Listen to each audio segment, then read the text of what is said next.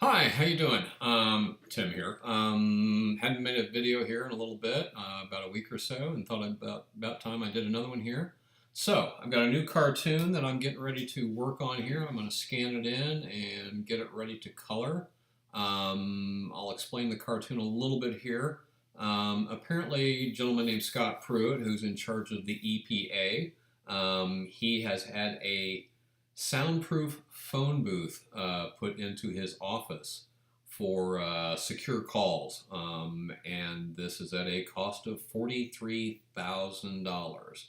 So that's what this cartoon is going to be about. Apparently, you're only allowed to spend about $5,000 at this level for renovations in your office. But he spent $43,000. Didn't let him know about it. So I got a little cartoon to put together about that, and what I'm going to do here is, hopefully this is working, and I will scan this cartoon in. I've already got it on the flatbed, so I'm going to go here and open up the printer scanner, hit scan, and you can see it come up here hopefully. And once I get it opened up here and a little bit enlarged and so forth, I'll try to explain what the cartoon is about a little bit more. So I'm going to go ahead and select the area that I actually want to scan. That's pretty good there. It's at 300 DPI, black and white. I've labeled it soundproof. It's going to be a TIFF. So let's go ahead and scan it, and it'll show up here on my desktop, and we'll go from there. Okay, let me see if I can't move here. Okay, I don't know if you can see it. It's right over here. So I'm going to open up Photoshop, open up the file here that I've scanned, and it's called Soundproof right here, Soundproof TIFF. Let's open it up. Okay, tell you what, let me reduce me a little bit and see if I can't get me out of the way. And so here's the scanned cartoon. I'm going to go up here to image, and let's rotate it 90 degrees counterclockwise. And if I enlarge it here a little bit, you can kind of see at the scan. I do these in pencil, of course, so you can see it's kind of gray. What I want to do is darken that and push the contrast on it. So if I go up here to image, and to adjustments, I go to levels. Typically right here in this window, I will basically give it number 111. Hit OK, it's darkened it up a little bit. You can kind of see, if I enlarge this even more, you can kind of see very gray pixels around it. So I'm going to try to fix that. Again, I'll go to adjustments under image and go to brightness contrast. I typically start off at 25 on each, and if I hit OK, you can see it's eliminated a little bit of it now. Again, let's go ahead and darken it. Back to levels, 111. It's darkened a little bit. Again, you can kind of see some of the gray pixels. Let's go back to brightness and contrast. I'll go 20. Hang on here, I should have gone 20 on each of those actually. I got 20 on contrast. There we go. That's a little better. And one more time, let's go to adjustment, and I'll drag this over to about 100. So that should be fairly close. Now you can kind of see it's much darker, a lot richer. Contrast is there and so forth that I like. So I can start coloring it a little bit better. One thing I want to do, if you kind of see down here, you can see this black outline that I have when I scanned it, a little bit up here too. What I'm going to do is go right here to the eraser tool, make sure I've got it on white, and I'm going to enlarge the area that I erase a little bit. And typically what I do is I go right around the outside just to make sure that none of that outline is showing, just to be safe. Probably enlarge the eraser a little bit. I'll just kind of go over all of the blank areas just in case there's like a little pixel of gray or something there. Try to remove that as much as possible without going into the image and erasing anything there.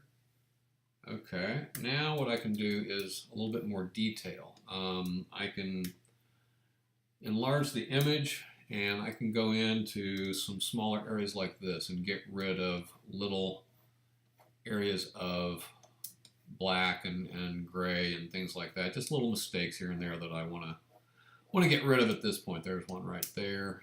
I don't see too many. Typically, this is it's pretty good with the first two steps I took there with. I'm going to erase a little bit of that. The first two steps I took on getting rid of the line around the outside and erasing things in general and pushing the contrast. that'll help eliminate some of that already here. So I think I'm okay. Get this down to full size here. Okay, so you can see the whole image. Okay, the cartoon itself, the idea behind this cartoon, if you can see right here, I've got this phone booth that I was talking about, the one that they spent $43,000 on. There was no image of the phone booth that we paid for, the taxpayers paid for. So I just went to Google Images and found just a general phone booth here, which I drew from. You know, got the payphone in it and so forth. Over here is Stormy Daniels. You've already heard about Stormy Daniels, I'm sure. She's standing right here, and there are a number of, let's say, reporters. All you can see are the microphones being kind of shoved at her, and she's talking because she's given interviews and so forth, and talked about her experience. When I was thinking about the idea of this cartoon and what can I say to kind of poke some fun at the fact that this soundproof phone booth cost $43,000, I thought that's a lot of money. $43,000 for a soundproof phone booth. And then I thought that's only a third of the cost of soundproofing Stormy Daniels. They paid her $130,000 to keep her soundproof, and it didn't even work. So that's kind of the gag here and the comment that even though this was a $43,000 phone booth, it's really kind of a bargain when you consider that they spent 3 times that much to keep Stormy Daniels soundproof, and that didn't work. So I get to kind of make fun of 2 different things here, make a little joke and a little point here about 2 different issues going on there. Certainly not the most important cartoon in the world or anything like that. But I thought there's a good contrast of situations here, and especially when you're talking about this much money and what you get for your dollar. So anyway, this is the cartoon. There's going to obviously be some copy, some words underneath each image here to kind of explain a little bit. But right now I'm just focused on these 2 images. We're going to have these 2 things oppose each other visually, and then I'll add the verbal opposition between the 2. So what I do when I start to go in and add color to this cartoon here, or all cartoons, let me drag it down here a little bit. You can see this layer right here called background. Okay, what I want to do, the background is what you're looking at here. It's the line art, the black and white line art. If I click on it a couple of times, this window comes up and it will say mode, and I will turn that mode from normal to multiply and hit OK. What that does is it basically makes this line art, the image you see here, kind of transparent. It puts it on sort of a clear film, if you want to imagine it that way. Now I can create and add another layer, which is right here, layer 1. And I'll go ahead and click on that. I can actually label that or name it whatever I want. I'll just call it color 1. Okay. And layer 0, the one with the line art on it, I'll just call it line art. Okay. Now right here I've got color 1 and then I've got line art. What I want to do is have the color to be underneath the line art. I want the black line to be on top of the color. So all I have to do is just grab this and drag it down, and they've switched. Okay? And since I want this in color, I have to go up here to pick a color mode. Under image, I go to mode. It's under grayscale by default, which means I can only color in grays. I'm going to go here to CMYK, which stands for cyan, magenta, yellow, and black. That is what inks are used to print in full color in magazines, newspapers, and whatnot.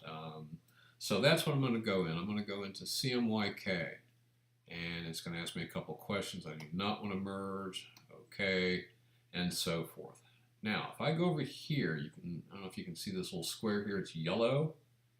If I click on that, this is the color that I could start painting in right now. The first thing I want to paint, though, I think I'll start off with Stormy's skin color. We'll get into a Caucasian flesh tone. So let me scroll this down here. You can see this scroller here. I can scroll through this rainbow of colors. I'm going to go more into the orangey area. And then you can see this little circle here. I'll go over here and click right here. Give me kind of a very pale orange color. And I'll hit OK. Okay, let me enlarge up to her, let's say, face. I will go to the brush tool, which is this one right here. Letter B on your keyboard. At 40 pixels, I'm at 100% opacity, 100% flow, and anything inside this circle will be this pale orange color. And there you can see it. And I don't care about staying inside the lines. I just want to get the head covered in this flesh color here. And let me see, she's got a little bit of neck and chest exposed there. Her arms, a little bit.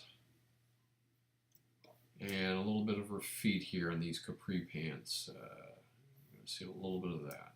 Okay? So there's Stormy flesh tone color right there. Typically what I do on an image like this, I want it to be a little bit three-dimensional looking instead of just so flat. I will go back over here to the flesh color and get a little bit darker variation on that color to create kind of a shadow side. Okay, so I'm going to go down here a little bit, probably scroll down a little bit more into a red, so I've got kind of a reddish shadowy area. This is the color I've picked. This is the color I started at right here. This is the flesh color she is right now. This is kind of the shadow color that I'm picking. I can go a little bit lighter maybe there. Okay, now I'll reduce the size of that little brush area, and you can kind of see the shadow color that I've got going here. A little bit of shadow, let's say, under the eyes, a little bit of that color there. Pretty much the left side of her in the image is going to be in shadow. So try to keep it very basic, very simple as far as light and dark side here. Nothing too elaborate. There's always shadow underneath the chin pretty much. I'll throw a little shadow. You see where her arms are folded right here? There should be a little shadow where the fold is on the lower arm. A little bit of a shadow side on the forearm here. And again, shadow on the forearm here. Go a little smaller. There should be some shadow to kind of distinguish the fingers a little bit. And right here on the capri pants, probably a little bit of a shadow where the pants go over the leg a little bit. Again, a little bit of a shadow side here. A little shadow side here. Okay. Probably a little shadow under the bottom lip too. There should be a little shadow there.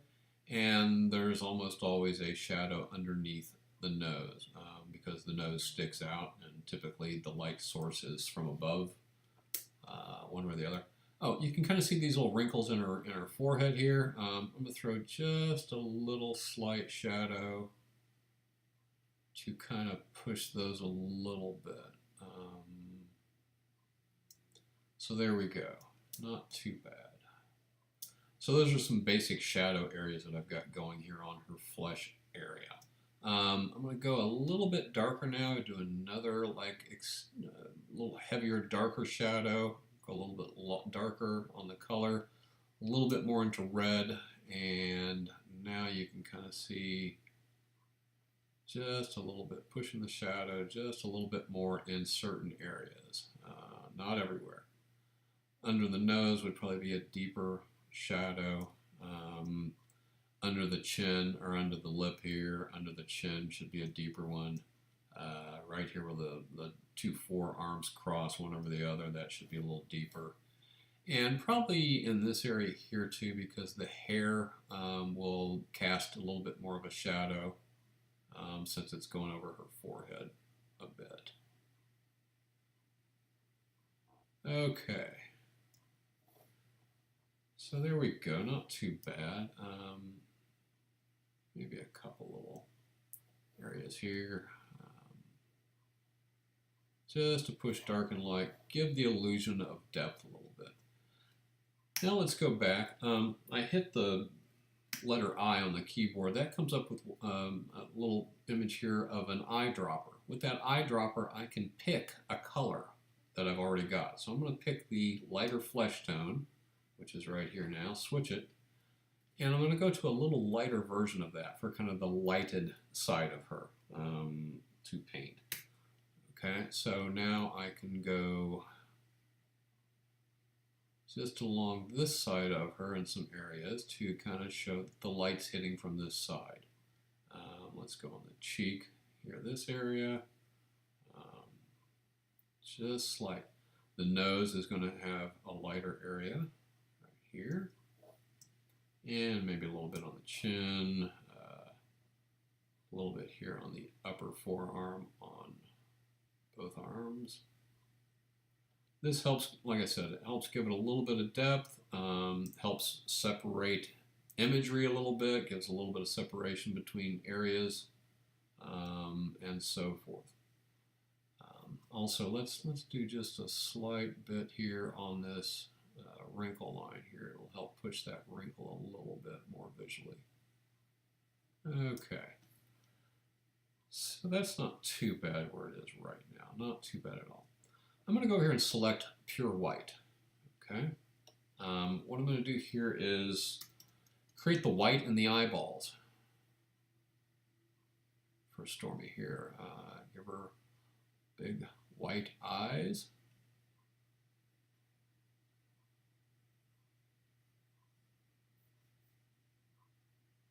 And so forth. Okay. Same thing with her teeth. I'm kind of showing the teeth here. Let's go ahead and make those white.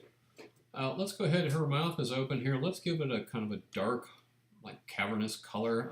So let's go here to this red-violet type area and go down here to where it gets fairly dark.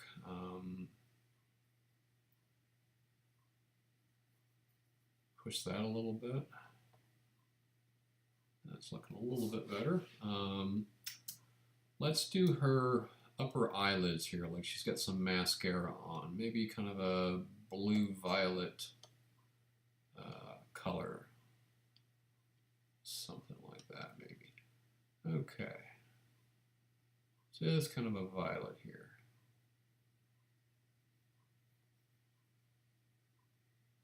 I'll back off here in just a second. We can take a look and see where we're at.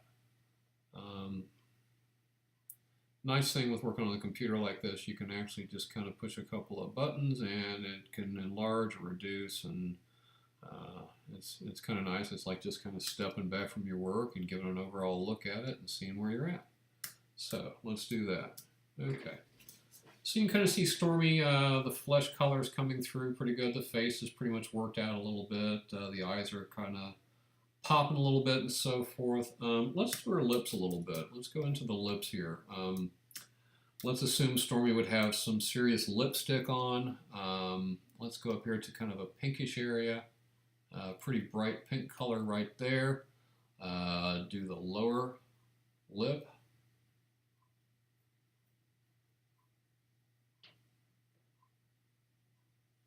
And let's go ahead and do the upper lip. Reduce that a little bit as far as the brush. Okay, so now if I back off a little bit, you can see her. One of the things that's typical when you're doing something like lips on a person, typically the upper lip is going to be darker than the lower lip. And the reason is this is because of the light source. Your upper lip is actually going back in, so it's in shadow, and the lower lip is sticking out, and the light's hitting it more directly, so it's typically lighter. Let me show you what I mean here. Let me go ahead and I'll choose a darker version of this pink for the upper lip and do that to it right there. That looks a little better already. Excuse me. And I'll go ahead and let's go to white. And since lipstick's kind of a glossy surface, let's go ahead and give it a, let's go ahead and give it a highlight, a white highlight on that lower lip there, because the light's hitting it and it kind of bounces off of it a little bit there. So now maybe you can see that that made her mouth pop a little bit more. The lower lip has the highlight, the upper lip is kind of darker and in shadow and so forth. So you kind of have to think about light a little bit, the light source, what it's hitting directly, what's in shadow and so forth, okay? So that's not too bad. You can see that I've kind of overlapped some of the outlines here. I got two options to fix this at this point. I can go back up here to my eraser tool, and I can simply just go in and erase, outline, erase the extra color around her and so forth. As you can see, just kind of clean it up that way. The other thing I can do, and this is probably quicker and easier, more time efficient, is create another layer, another color layer. So I'm going to create another layer here. I'm going to call it Color 2. Okay, so that's it. It's on top of Color 1. Okay, Color 1 right now is her flesh tone, the mascara and so forth. Color 2, let's say it's going to be her hair, the blonde hair. So let's just go ahead and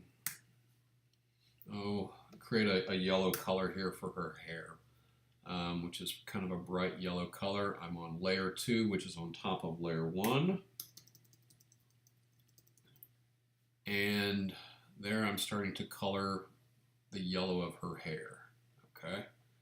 And as you might see, I don't care that I'm going into areas of her face and so forth. It's overlapping into her forehead and maybe into the eyes.